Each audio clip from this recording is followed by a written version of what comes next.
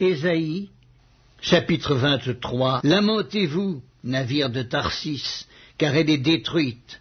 Plus de maisons, plus d'entrées. C'est du pays de Kittim que la nouvelle leur est venue. Soyez muets d'effroi, habitants de la côte, que remplissaient les marchands de Sidon, parcourant la mer. À travers les vastes eaux, le blé du Nil, la moisson du fleuve était pour elle un revenu. Elle était le marché des nations.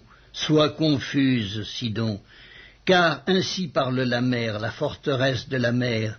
Je n'ai point eu de douleur, je n'ai point enfanté, je n'ai point nourri de jeunes gens, ni élevé de jeunes filles. Quand les Égyptiens sauront la nouvelle, ils trembleront en apprenant la chute de Tyr. Passez à Tarsis, lamentez-vous, habitants de la côte. Est-ce là votre ville joyeuse? Elle avait une origine antique et ses pieds la mènent séjourner au loin. Qui a pris cette résolution contre Tyr, la dispensatrice des couronnes, et dont les marchands étaient des princes, dont les commerçants étaient les plus riches de la terre? C'est l'Éternel des armées qui a pris cette résolution pour blesser l'orgueil de tout ce qui brille, pour humilier tous les grands de la terre. Parcours librement ton pays pareil au Nil, fille de Tarsis, plus de joug. L'Éternel a étendu sa main sur la mer, il a fait trembler les royaumes, il a ordonné la destruction des forteresses de Canaan. Il a dit, tu ne te livreras plus à la joie, vierge déshonorée, fille de Sidon. Lève-toi, passe au pays de Kittim, même là il n'y aura pas de repos pour toi. Vois les Chaldéens qui n'étaient pas un peuple, ces habitants du désert pour qui l'Assyrien a fondé un pays. Ils élèvent des tours, ils renversent les palais de Tyr, ils les mettent en ruine. Lamentez-vous, navires de Tarsis, car votre forteresse est détruite. En ce temps-là, Tyr tombera dans l'oubli 70 ans, ce que dure la vie d'un roi. Au bout de 70 ans, il en sera de Tyr comme de la prostituée dont parle la chanson. Prends la harpe, parcours la ville, prostituée qu'on oublie, joue bien, répète tes chants pour qu'on se souvienne de toi. Au bout de 70 ans, l'Éternel visitera Tyr, et elle retournera à son salaire impur. Elle se prostituera à tous les royaumes de la terre sur la face du monde. Mais son gain et son salaire impur seront consacrés à l'Éternel. Ils ne seront ni entassés ni conservés, car son gain fournira pour ceux qui habitent devant l'Éternel une nourriture abondante et des vêtements magnifiques. Ésaïe, chapitre 24. Voici, l'Éternel dévaste le pays et le rend désert. Il en bouleverse la face et en disperse les habitants. Et il en est du sacrificateur comme du peuple, du maître comme du serviteur, de la maîtresse comme de la servante, du vendeur comme de l'acheteur, du prêteur comme de l'emprunteur, du créancier comme du débiteur. Le pays est dévasté, livré au pillage, car l'Éternel l'a décrété. Le pays est triste, épuisé, les habitants sont abattus, languissants, les chefs du peuple sont sans force. Le pays était profané par ses habitants, car ils transgressaient les lois, violaient les ordonnances, ils rompaient l'alliance éternelle. C'est pourquoi la malédiction dévore le pays, et ses habitants portent la peine de leurs crimes. C'est pourquoi les habitants du pays sont consumés, et il n'en reste qu'un petit nombre. Le mou est triste, la vigne est flétrie. Tous ceux qui avaient le cœur joyeux soupirent. La joie des tambourins a cessé, la gaieté bruyante a pris fin, la joie de la harpe a cessé. On ne boit plus de vin en chantant, les liqueurs fortes sont amères aux buveurs. La ville déserte est en ruine, toutes les maisons sont fermées, on n'y entre plus, on crie dans les rues parce que le vin manque, toute réjouissance a disparu, l'allégresse est bannie du pays. La dévastation est restée dans la ville et les portes abattues sont en ruine, car il en est dans le pays au milieu des peuples, comme quand on secoue l'olivier, comme quand on grappille après la vendange. Ils élèvent leur voix, ils poussent des cris d'allégresse. Des bords de la mer, ils célèbrent la majesté de l'Éternel. Glorifiez donc l'Éternel dans les lieux où brille la lumière, le nom de l'Éternel, Dieu d'Israël, dans les îles de la mer. De l'extrémité de la terre, nous entendons chanter « Gloire au juste ».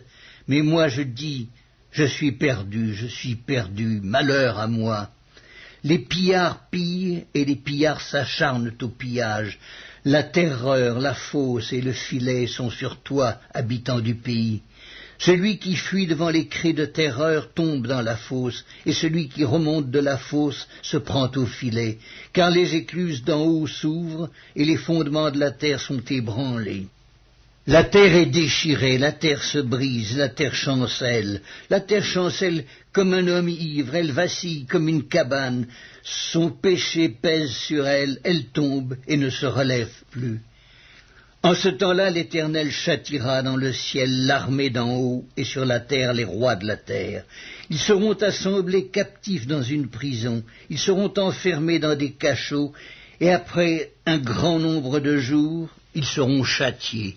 La lune sera couverte de honte et le soleil de confusion, car l'Éternel des armées régnera sur la montagne de Sion et à Jérusalem, resplendissant de gloire en présence de ses anciens. Ésaïe, chapitre 25. Ô Éternel, tu es mon Dieu, je t'exalterai, je célébrerai ton nom, car tu as fait des choses merveilleuses. Tes desseins conçus à l'avance sont fidèlement accomplis, car tu as réduit la ville en un monceau de pierre, la cité forte en un tas de ruines, la forteresse des barbares est détruite, jamais elle ne sera rebâtie.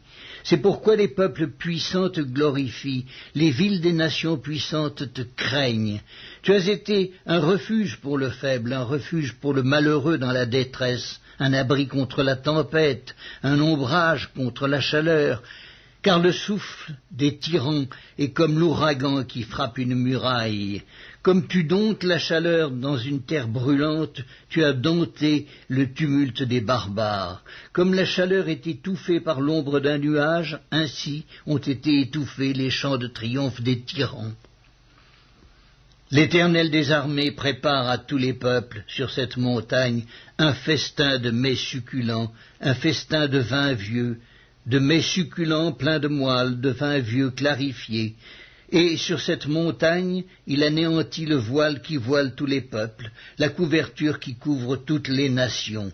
Il anéantit la mort pour toujours. Le Seigneur, l'Éternel, essuie les larmes de tous les visages. Il fait disparaître de toute la terre l'opprobre de son peuple, car l'Éternel a parlé. En ce jour, on dira, voici, c'est notre Dieu en qui nous avons confiance, et c'est lui qui nous sauve. C'est l'Éternel en qui nous avons confiance. Soyons dans l'allégresse et réjouissons-nous de son salut, car la main de l'Éternel repose sur cette montagne. Et Moab est foulé sur place comme la paille est foulée dans une mare à fumier. Au milieu de cette mare, il étend ses mains, comme le nageur les étend pour nager. Mais l'Éternel abat son orgueil et déjoue l'artifice de ses mains. Il renverse, il précipite les fortifications élevées de tes murs.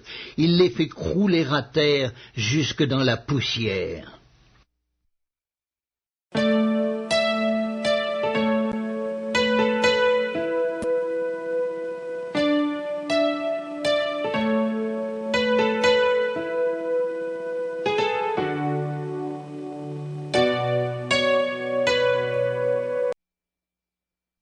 L'épître de Paul aux Romains, chapitre 8. Il n'y a donc maintenant aucune condamnation pour ceux qui sont en Jésus-Christ. En effet, la loi de l'esprit de vie en Jésus-Christ m'a affranchi de la loi du péché et de la mort. Car, chose impossible à la loi parce que la chair la rendait sans force, Dieu a condamné le péché dans la chair en envoyant à cause du péché son propre Fils dans une chair semblable à celle du péché, et cela afin que la justice de la loi fût accomplie en nous qui marchons non selon la chair mais selon l'esprit. Ceux en effet qui vivent selon la chair s'affectionnent aux choses de la chair, tandis que ceux qui vivent selon l'esprit s'affectionnent aux choses de l'esprit. Et l'affection de la chair, c'est la mort, tandis que l'affection de l'esprit, c'est la vie et la paix. Car l'affection de la chair est inimitié contre Dieu, parce qu'elle ne se soumet pas à la loi de Dieu et qu'elle ne le peut même pas. Or ceux qui vivent selon la chair ne sauraient plaire à Dieu. Pour vous, vous ne vivez pas selon la chair, mais selon l'Esprit, si du moins l'Esprit de Dieu habite en vous. Si quelqu'un n'a pas l'Esprit de Christ, il ne lui appartient pas. Et si Christ est en vous, le corps, il est vrai, est mort à cause du péché, mais l'Esprit est vie à cause de la justice. Et si l'Esprit de celui qui a ressuscité Jésus d'entre les morts habite en vous, celui qui a ressuscité Christ d'entre les morts rendra aussi la vie à vos corps mortels par son Esprit qui habite en vous. Ainsi donc, frères, nous ne sommes point redevables à la chair pour vivre selon la chair. Si vous vivez selon la chair, vous mourrez. Mais si par l'Esprit vous faites mourir les actions du corps, vous vivrez, car tous ceux qui sont conduits par l'Esprit de Dieu sont fils de Dieu. Et vous n'avez point reçu un esprit de servitude pour être encore dans la crainte, mais vous avez reçu un esprit d'adoption par lequel nous crions « Abba, Père ». L'Esprit lui-même rend témoignage à notre esprit que nous sommes enfants de Dieu. Or, si nous sommes enfants, nous sommes aussi héritiers, héritiers de Dieu et co-héritiers de Christ, si toutefois nous souffrons avec lui, afin d'être glorifiés avec lui. J'estime que les souffrances du temps présent ne sauraient être comparées à la gloire à venir qui sera révélée pour nous. Aussi la création attend-elle avec un ardent désir la révélation des fils de Dieu, car la création a été soumise à la vanité, non de son gré, mais à cause de celui qui l'y a soumise, avec l'espérance qu'elle aussi sera affranchie de la servitude de la corruption, pour avoir part à la liberté de la gloire des enfants de Dieu. Or, nous savons que jusqu'à ce jour, la création tout entière soupire et souffre les douleurs de l'enfantement. Et ce n'est pas elle seulement, mais aussi nous, qui avons les prémices de l'Esprit, nous aussi nous soupirons en nous-mêmes en attendant l'adoption, la rédemption de notre corps. Car c'est en espérance que nous sommes sauvés. Or, l'espérance qu'on voit n'est plus espérance. Ce qu'on voit, peut-on l'espérer encore ? Mais si nous espérons ce que nous ne voyons pas, nous l'attendons avec persévérance. De même aussi, l'Esprit nous aide dans notre faiblesse, car nous ne savons pas ce qu'il nous convient de demander dans nos prières. Mais l'Esprit lui-même intercède par des soupirs inexprimables, et celui qui sonde les cœurs connaît quelle est la pensée de l'Esprit, parce que c'est selon Dieu qu'il intercède en faveur des saints. Nous savons du reste que toute chose concourt au bien de ceux qui aiment Dieu, de ceux qui sont appelés selon son dessein. Car ceux qu'il a connus d'avance, il les a aussi prédestinés à être semblables à l'image de son Fils, afin que son Fils fût le premier-né entre plusieurs frères. Et ceux qu'il a prédestinés, il les a aussi appelés, et ceux qu'il a appelés, il les a aussi justifiés, et ceux qu'il a justifiés, il les a aussi glorifiés. Que dirons-nous donc à l'égard de ces choses? Si Dieu est pour nous, qui sera contre nous? Lui qui n'a point épargné son propre Fils, mais qui l'a livré pour nous tous, comment ne nous donnera-t-il pas aussi toutes choses avec lui? Qui accusera les élus de Dieu? C'est Dieu qui justifie. Qui les condamnera? Christ est mort, bien plus, il est ressuscité, il est à la droite de Dieu, il intercède pour nous. Qui nous séparera de l'amour de Christ? Sera-ce la tribulation, ou l'angoisse, ou la persécution, ou la faim, ou la nudité, ou le péril, ou l'épée, selon qu'il est écrit? C'est à cause de toi qu'on nous met à mort tout le jour, qu'on nous regarde comme des brebis destinées à la boucherie. Mais dans toutes ces choses, nous sommes plus que vainqueurs par celui qui nous a aimés.